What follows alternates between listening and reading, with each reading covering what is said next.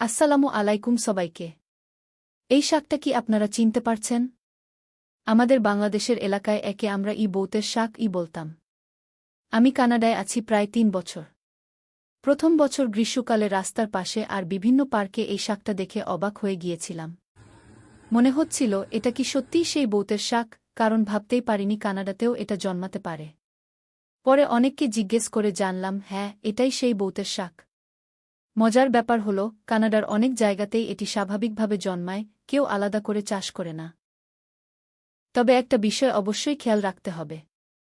এখানে অনেক জায়গায় কুকুরসহ বিভিন্ন প্রাণী চলাফেরা করে, তাই রাস্তার পাশ বা অপরিচ্ছন্ন স্থান থেকে না তুলে পরিষ্কার ও নিরাপদ জায়গা থেকে সংগ্রহ করাই ভালো।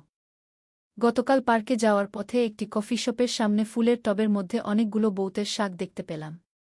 দেখে ছোটবেলার স্মৃতি মনে পড়ে গেল, তাই কয়েকটা সংগ্রহ করে নিয়ে এলাম।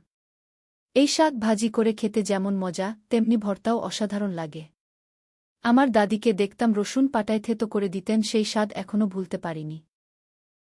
আপনারা কেউ কি কানাডায় এই বৌতার শাক খেয়েছেন বা সংগ্রহ করেছেন?